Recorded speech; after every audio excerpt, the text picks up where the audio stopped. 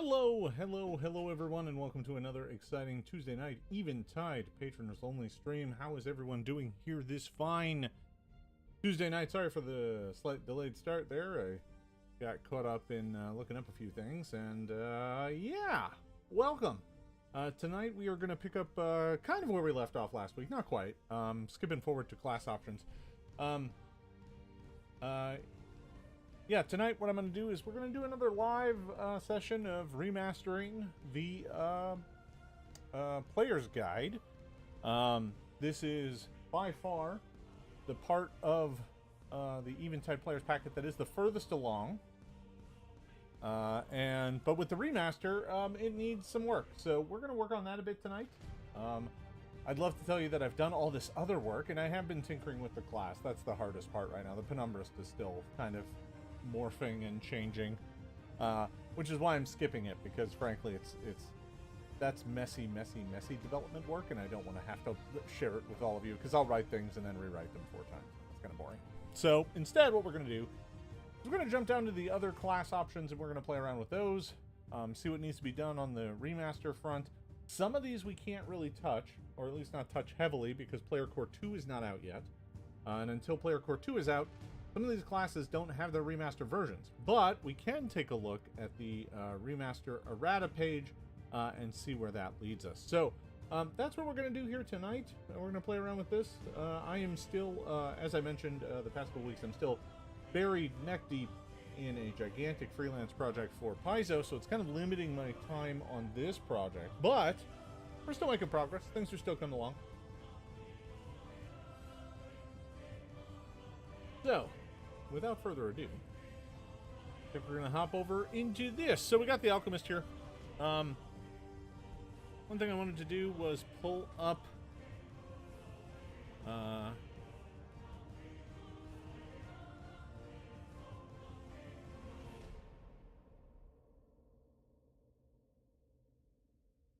there is some errata for the remaster,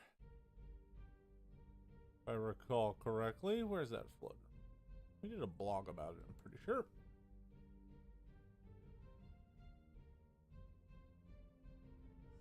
Let me go find.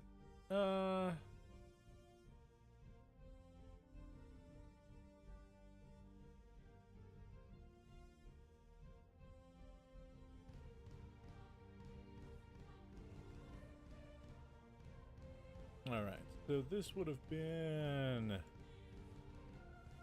quite a while ago.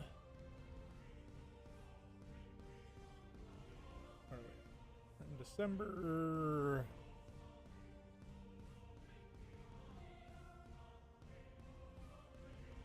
Okay, here it is. Compatibility blog. Come here, you.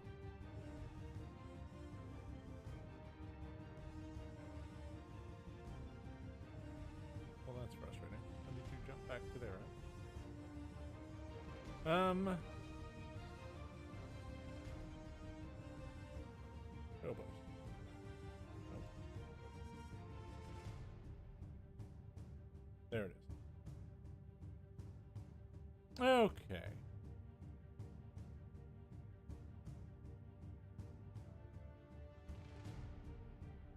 So there was some core rulebook errata. Let's go and grab that. Nope, it's not the player core. Pathfinder core rulebook errata, remaster compatibility. Alright.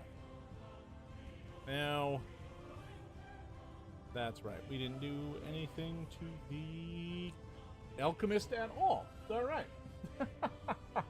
I did all that lookup. That's fine. I'll keep it here. It's going to be useful for the channel.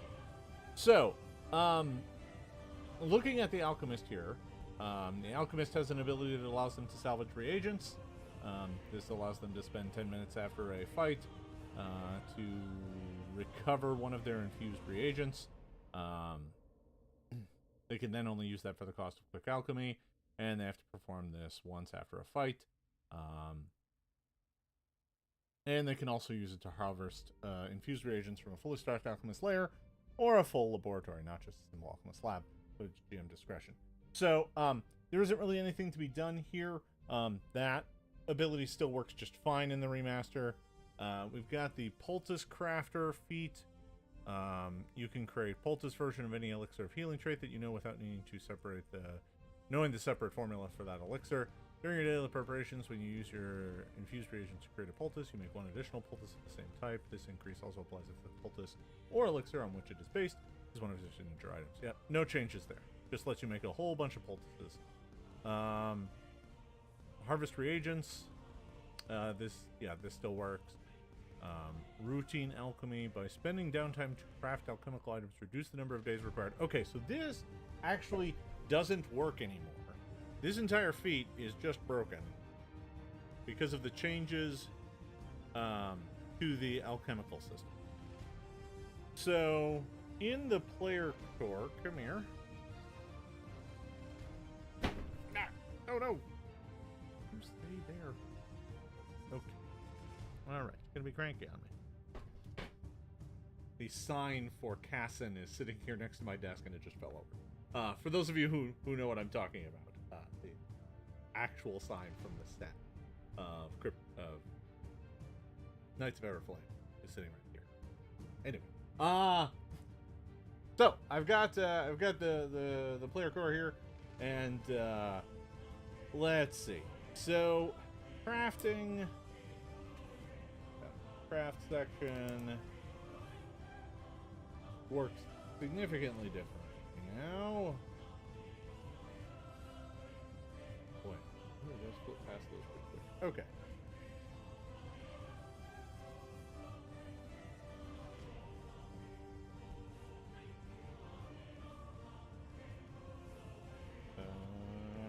Let's see. It's under craft.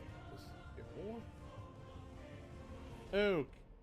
Craft an item. You must meet the following prerequisites if the item is your level or lower. Okay. Must be common, or you must otherwise have access to it. Okay. So, you attempt a crafting check after you spend 2 days of work setting up, or 1 day if you have the item's formula. So that's the big difference here. Simple alchemical items are easy for you to set up and create. When spending downtime to craft alchemical items, reduce the number of days required to work on the item by 1 day if the item is at least 2 levels lower than your level, or 2 days if it is 4 levels lower. The item is one of your signature items. Reduce the number of days required to work on this item by 1. This cannot reduce the amount of time to less than 1 day. So this basically doesn't do anything. So, because if it's already 2 days, and if it's lower level than you, yeah, you could reduce it down to 1. But that's all it's ever gonna do. Whereas it used to be cutting it from 4. You could get it all the way down to 2, or even 1. So it basically doesn't do anything. So that's a bit of a problem. And here's the thing it can't do. The thing it can't do is give you a reduction in the amount of money you have to spend, or the amount of money you can earn by spending additional days on it. Because both of those fundamentally change the how much money can a character earn while not adventuring formula, which we don't want to mess with. So this needs to do something else.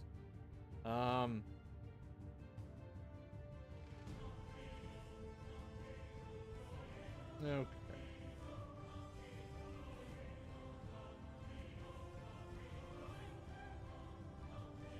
Huh. Boy. Yeah, that just doesn't do anything now. I mean, this could be something where, you just treat a failure as success if the item's lower level than you. Like, some of it, that might be an interesting way to do it, is that,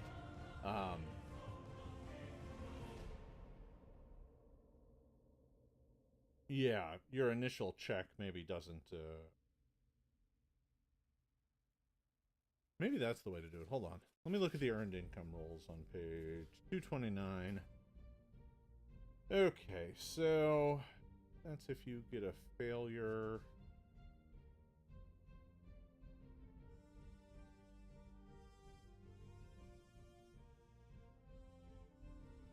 Okay. So maybe it's just that you treat a failure as a success if the item is lower level. That might be the word. That might be the way it works. So, simple alchemical items are easy for you to set up and create. When spending downtime to craft alchemical items, reduce the number of days required to work on the item. Interesting. So we could just make it so that you automate. So.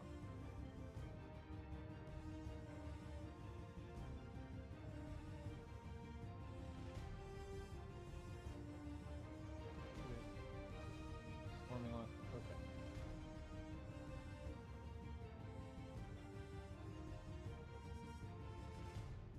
When spending downtime to craft,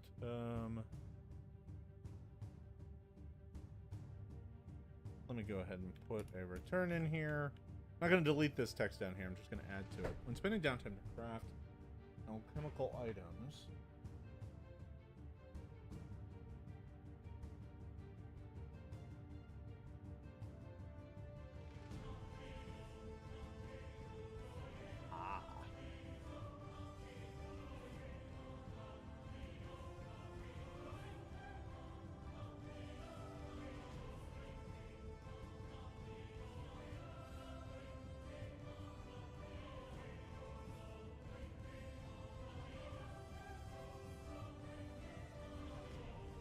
yeah, so especially on the earned income bit. So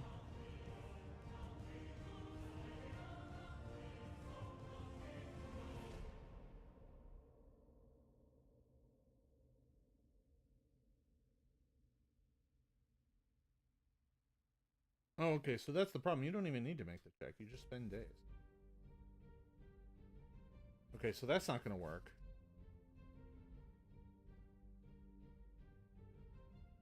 Because it does not require you to make another check. If you attempt to create that item is successful, you spend raw materials. You can pay the remaining portion of the item's price, or you can spend additional downtime days working on it. For each additional day you spend, reduce the value of the materials you need to expend to complete the item. This amount is determined by using the earned income table based on your proficiency rank in crafting and your own level instead of a task level. So the simplest way to do this is just to make it a small bump here. So if you're, say, let's say you're level 10. At level 10, if you're trained, you get 4 GP per day. If you're an expert, you get 5 GP per day. If you're a master, you get 6 GP per day. And if you're a legend, you get 6 GP per day. So it doesn't really change over much. I think this might be the sort of thing where I just allow you to treat yourself as one level higher. If you're making lower level items, you might get a small perk out of it.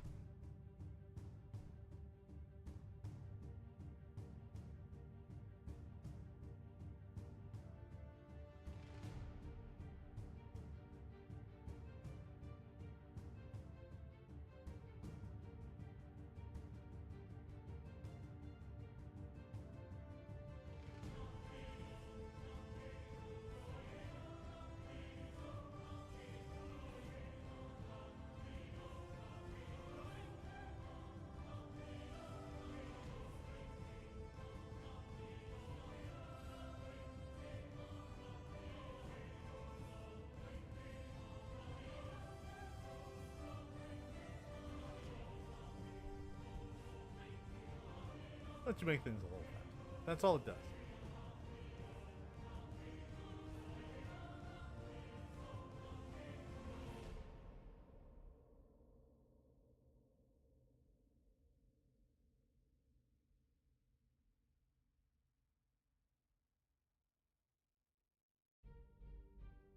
Well, that's not right.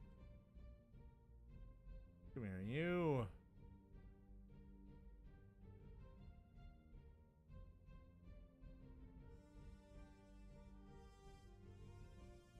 Alright, there we go. Okay. Got it. Okay. So there we go. That's Harvest Reagent. Alright. Or, sorry, that's Routine Alchemy. Let's see. Shadow Bomb. Once per round, 2-level lower than your advanced armor, you fill your bombs with fine powder that absorbs all light in addition to its normal effects. When thrown, the bomb creates an area of dim light and 10-foot radius burst. You choose which corner of the space. Cloud is centered on field. The shadow lasts for 1 round, but if the bomb hits the target, the particles get in their eyes, and they treat everything as being in dim light for 1 minute. And if the turn target can fortitude save to end this effect. Use your class DC. All right, that's fine. Okay, so no big changes there. That's pretty much standard. All right. Simple. There. Alchemist is done. At least as done as it can be until we get a remastered Alchemist. Assuming that there are changes that affect any of that. There was one thing that we knew. The rest of it we did not. Okay. Barbarian. I don't think, again...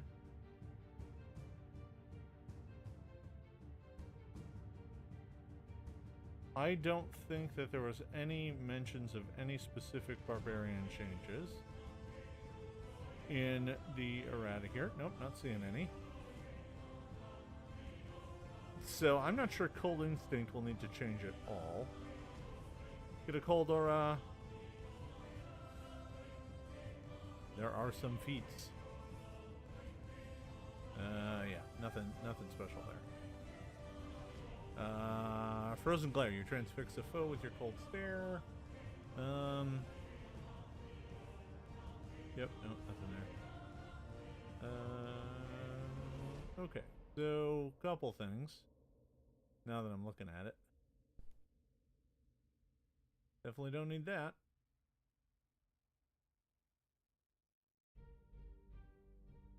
Or that. Or that. That's simple enough. Save. Skin takes on a deathly blue hue and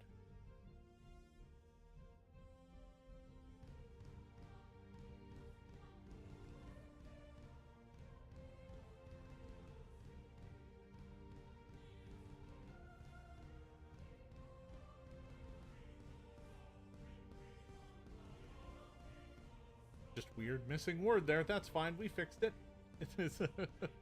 When you enter your rage, your skin takes on a deathly blue hue and your become stern and emotionless. I mean, countenance works. Your face. Your face becomes stern. Your appearance works too.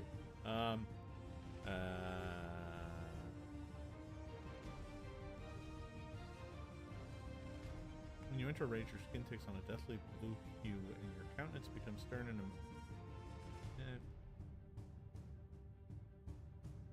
and your actions become stern and emotionless, going about your rage with grim determination. There's something wrong with this sentence. What word did I mean to put in there? Don't know.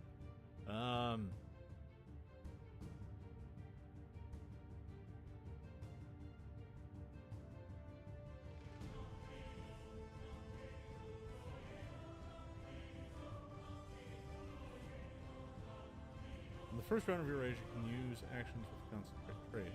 You gain a +2 status bonus and saving throws against emotional attacks. Emotional attacks that do not have the rage trait, including the ability, and their total duration used by 1 round.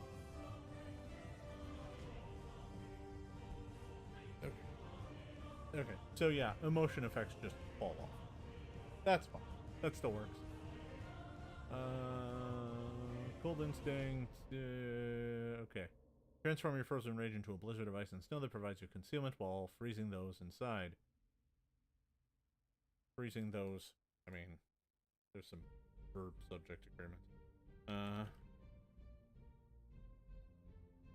You transform your frozen rage into a blizzard of ice and snow that provides you concealment. When it said while freezing those inside, it made it sound like freezing those inside you? That's not what I meant. Increase the range of your aura by 5 feet. Creatures inside this aura are concealed to everyone but you. Creatures outside the aura are concealed from those inside the aura, including you. In addition to damage from their frozen rage, creatures inside the aura take 2d6 slashing damage out of their turns as they are pelted with razor fire shots. Oh, that's fine. Okay. Yep. You just get an aura that deals damage. Okay. That's simple. Next up. Barden it up. Okay.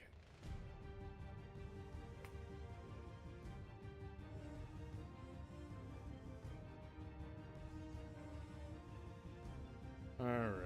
Bard in here is on page 94. Let's make sure everything in here still fits. I'm kind of walking through this nice and slowly and deliberately just to kind of show you what the process looks like. Normally I'd do this a lot faster. But let's see here. Muse. The Bard still has muses. The muses still grant a feat and a spell. Correct? Correct. But the formatting on it is slightly different.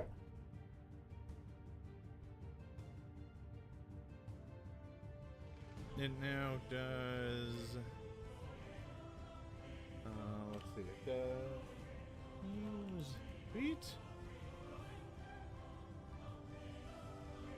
In this case is subtle performance. And then use spell.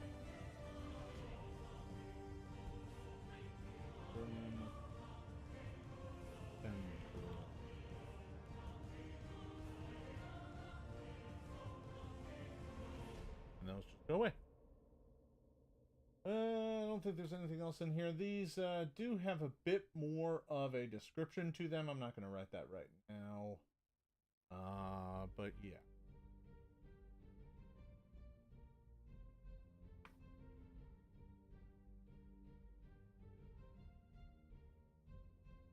I am now checking to make sure this didn't get a subtle performance. I think it. No. Okay.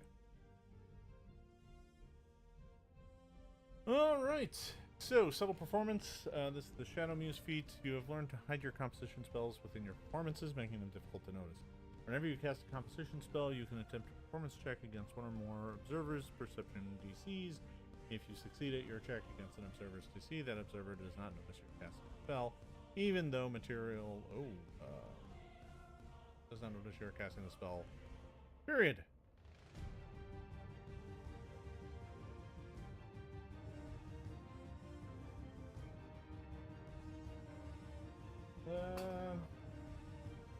So, spellcasting works a little different. You get to the beginning of spells.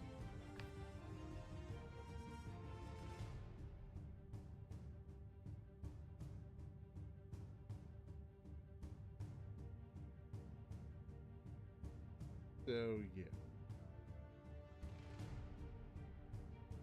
Yeah, it's no longer described this way anymore because it's just not necessary.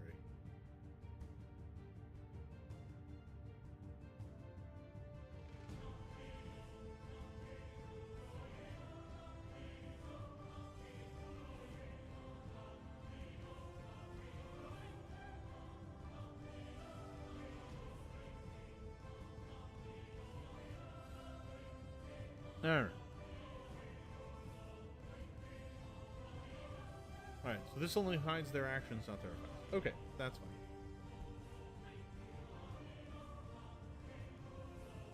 And then the other feats here are all Shadow Muse feats, so that makes life a little simpler.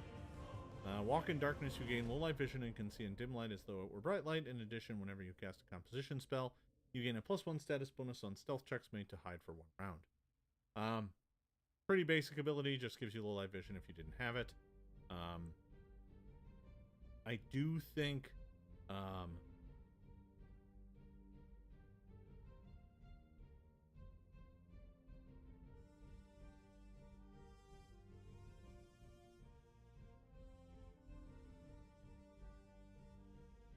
might as well just give you dark vision instead.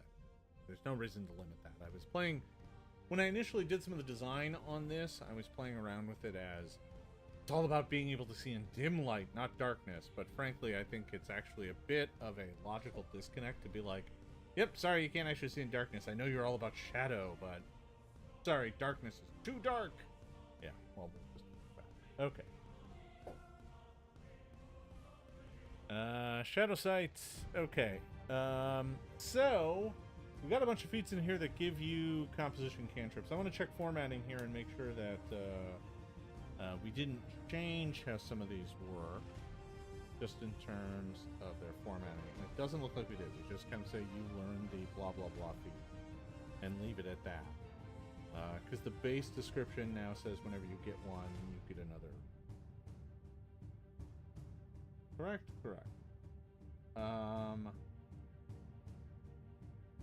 believe so. Let me double check that, because I'm pretty sure that's how that works. Composition spells, plus 1 focus point.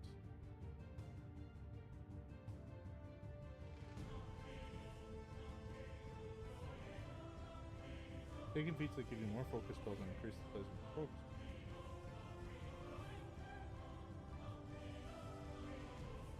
$290. I know we just decoupled some of this stuff. I'm just trying to make sure that I have the language. Like, in the back of my head, welcome to the world of being a game designer. I know we changed this stuff. I was like, yep, I know we changed it so that we didn't have to keep repeating this sentence right here.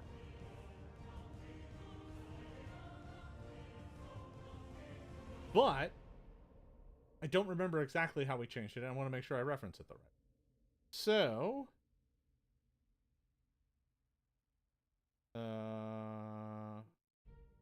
yeah, there it is. The maximum number of focus spells in your pool is equal to the number of focus spells you know, or 3, whichever is lower. So, you no longer have to include that sentence, which means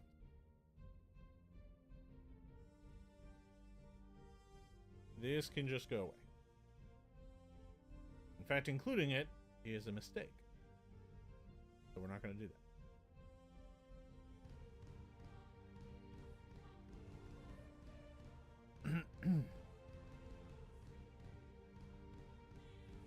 Yeah, editing is a thing. All right, so all of these just give you new stuff. This gives you a composition cantrip. The rest of these give you focus spells. This last one says, in your first turn in a combat encounter, you can cast 1 shadow composition spell without paying.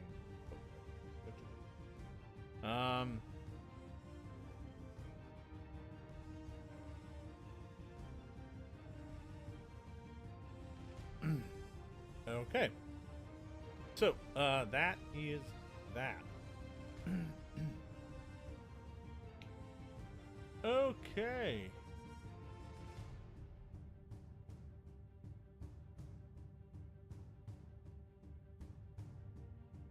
Champion. Oh boy.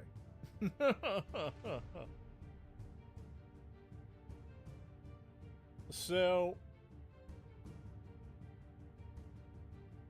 this runs into the challenge that alignment is gone.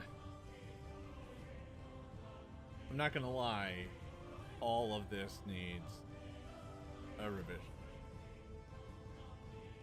So I'm just gonna go and do that.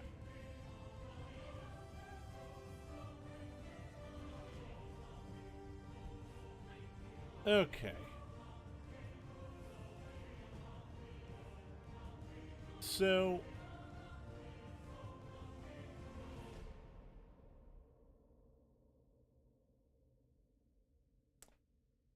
you're still gonna get edicts and anathema.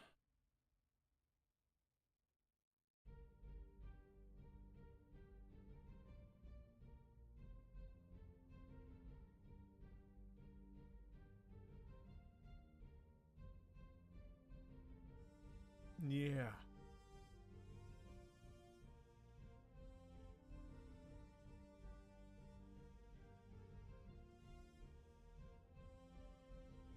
Alright, so this is going to become...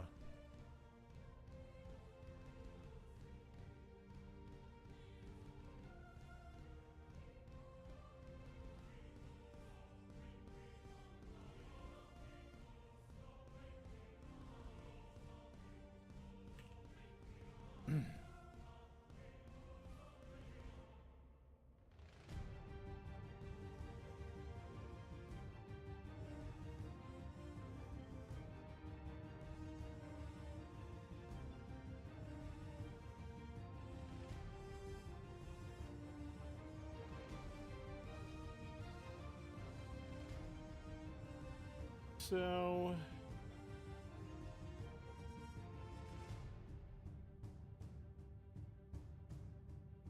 I think what I need to do is, instead of looking at that, I need to go in here and just go straight into edicts.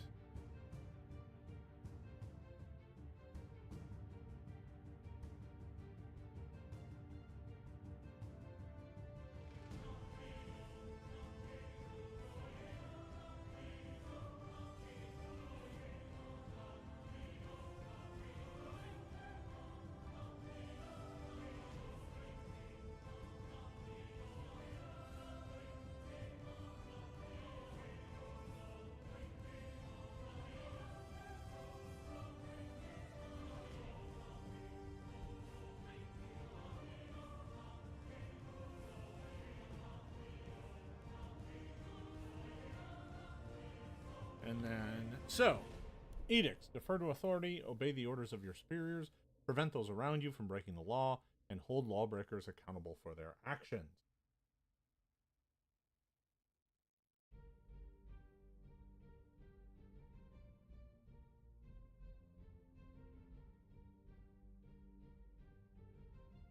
Characters who follow the tenets of order follow all the normal rules. Okay.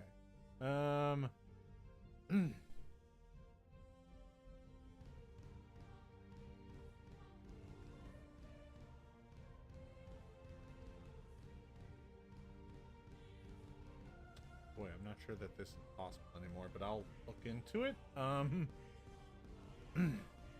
let me get anathema.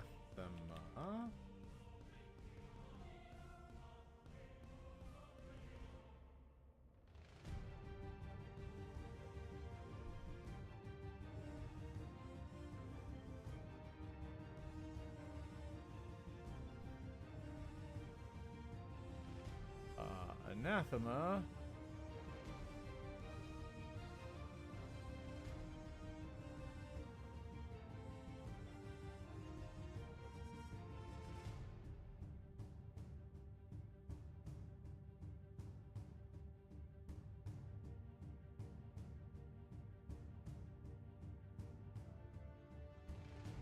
Knowingly break the law, or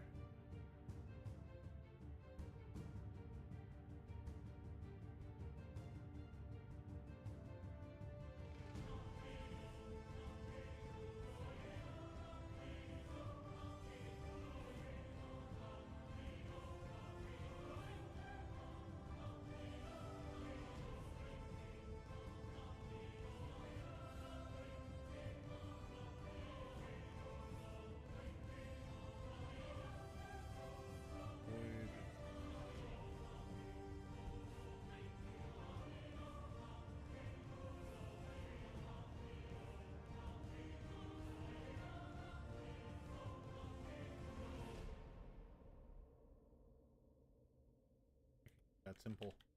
Avoid facing.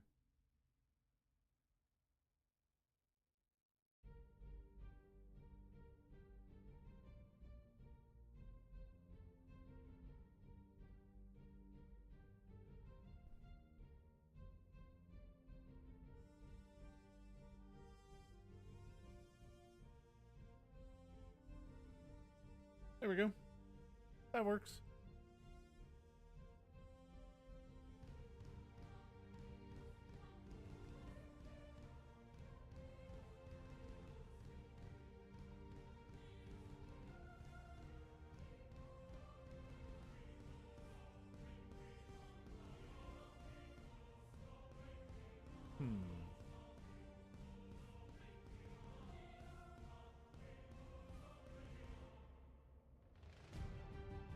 Right, so I don't think this cares about the holy or unholy trait. Like I think you can be a part of the tenet of order and be holy or unholy, right?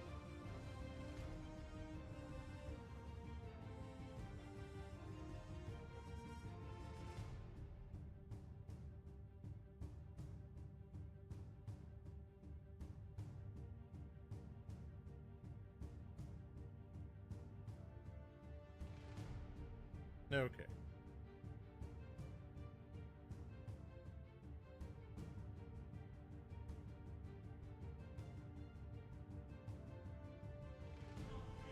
And you'll notice I'm going with order, not, because I think it's probably smarter that if I am going to try to keep this, to not just go to lawn cap and just bring them.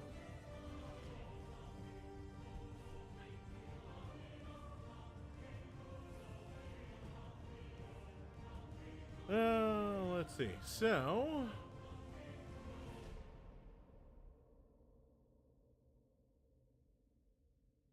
okay, so for Judge, you get some edicts and anathema.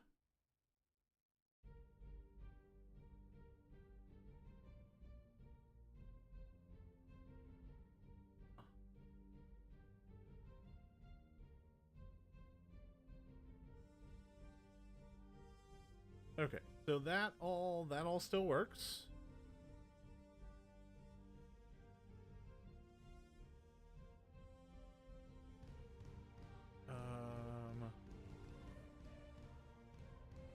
So, and then I think I can just add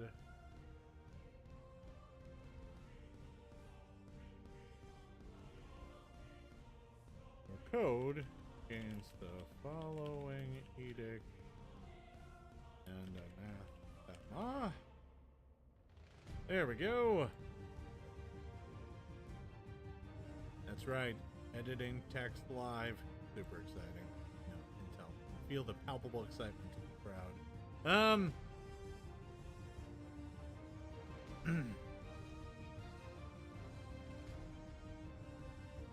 That's so again.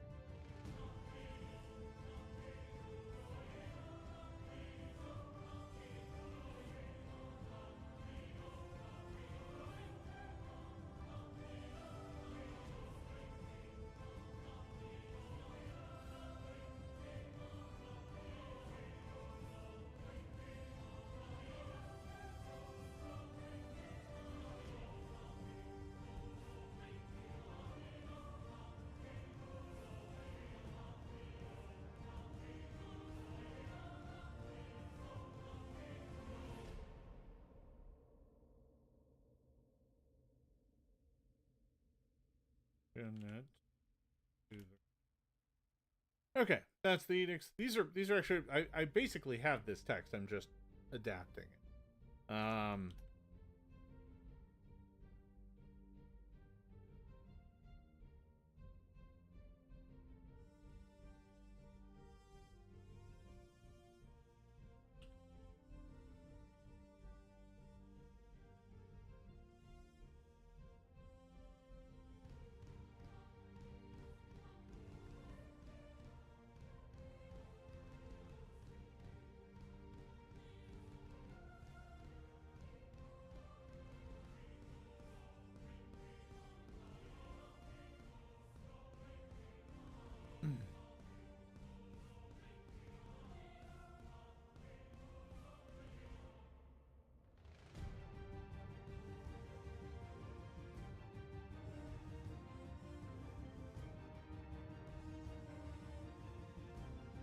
Yeah, it is just reverting. What else is anathema to a judge?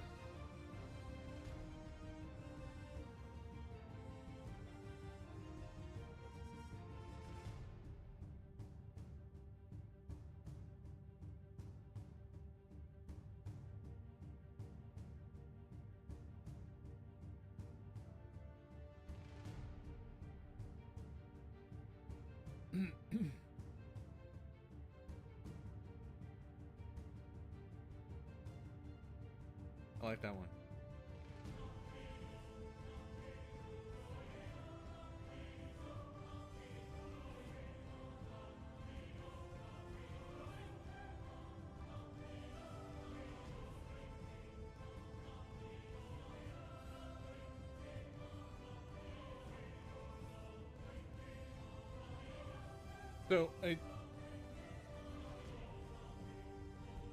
So question the validity. I actually don't necessarily want to do that. I want to put subvert the authority.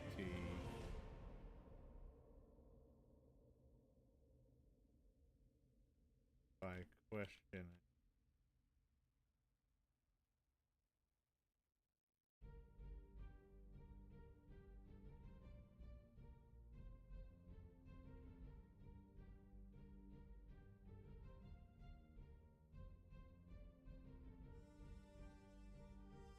Yeah, I think that's probably it.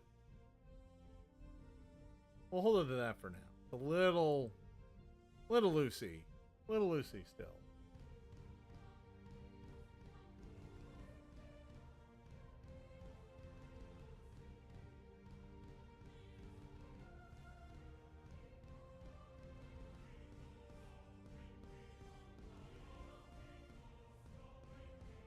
I do wonder if there's some wiggle room in here that it is anathema to uphold a law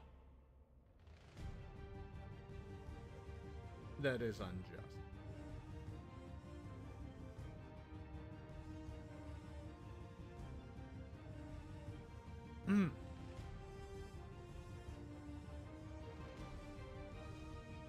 So here's the thing. It is about, I don't know, there's part of me that's like, is this just the you know, all judges are bastards? Is that what I'm going for here?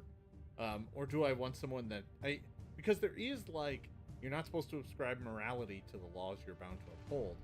But some laws are unfair. But I guess, you know, here's the thing. I don't think the judge, I think the judge's job is not to question those. They've been bound into a system where they accept the rules within that system, even if they're unfair. The entire point of this entire Paladin code is for Zenkar, right? I mean, it's for Zenkar champions that are neither good nor evil. They just follow the rules. Yeah. Yeah. No, I guess that's it. Yep. Where are we at? Okay. Time flies. Man, this stream goes by quick.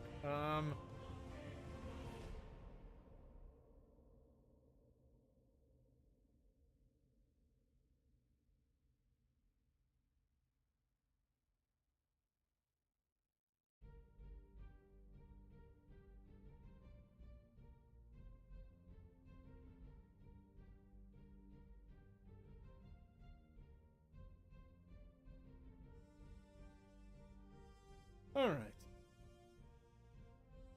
Yeah, they kind of are. All right. I mean, that's kind of their whole thing. All right. So trigger. An enemy damages an ally, and both are within 15 feet. You accuse the enemy of committing a crime against the order of things. The foe must choose how to plead. Guilty. The ally is unharmed by the triggering damage. Innocent.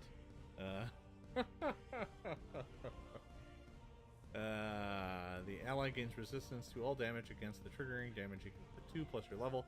The enemy becomes slowed 1 until the end of its next turn. If the enemy has not been attacked or targeted by a spell effect yet in this combat, it is instead slowed 2 until the end of your next turn. If the creature chooses this plea, it is temporarily immune to this reaction. So you can slow someone. Okay, Divine Smite. Your verdict.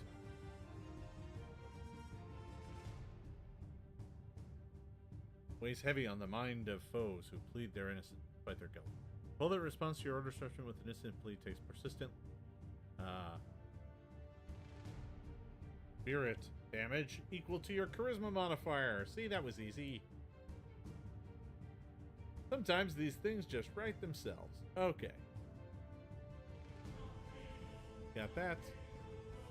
And now up to this last ability. Exalt. You call upon your allies to be the instrument of justice against innocence. You and all allies within 15 feet are charged with the power of order. Till the end of your next turn, any strikes you make against a creature that pleads innocence deals an additional. Deals.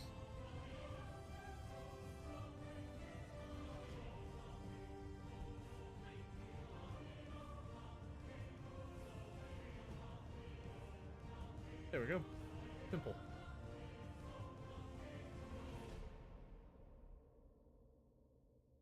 I think we got it. At least to make it in alignment with the remaster bit here.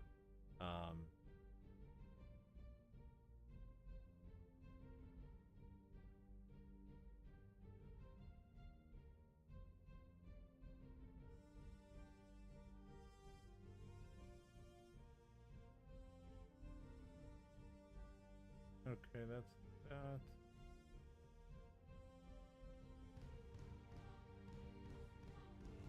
Okay. I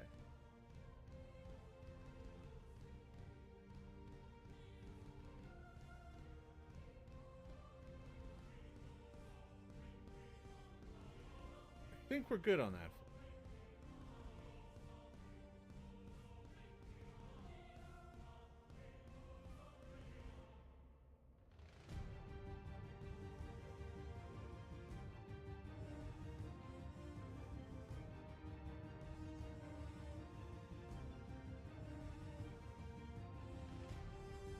There it is. Got it. All right. There we go. I think that's all set. And looking at the time, that's about where we're at. Okay, so where are we? We're right here. I'm going to go ahead and mark this because I may just pick this up here next week, depending, or I may pick it up over the weekend. But I'm going to go ahead and mark this with, just turn this, come here. Come here. Turn it red. That way I know where I'm at. This is where I'm at.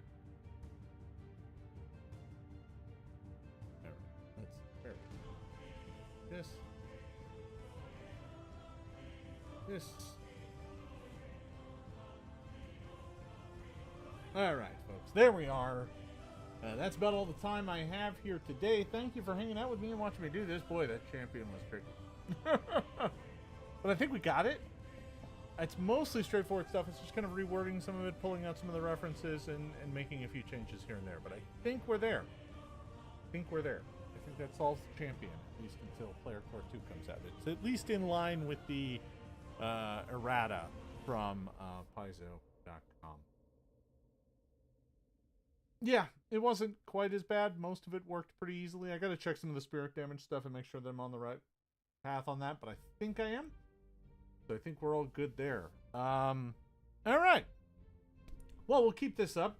I think this is going to be my cause du jour, at least for a little while. I'm hoping to get my game groups, my playtest groups spun back up in February after I get done with this massive freelance project. We will see how that goes. Until then, tune back in next Tuesday. You'll see me doing more of this. I want to thank you all for hanging out here tonight. Thank you for your continued support of the Eventide project. We're going to get some more of this stuff out to all of you here very soon. So thank you for watching, everybody. We'll see most of you over on Twitch here in just a few minutes. Thank you for hanging out, everybody. We'll see you next time.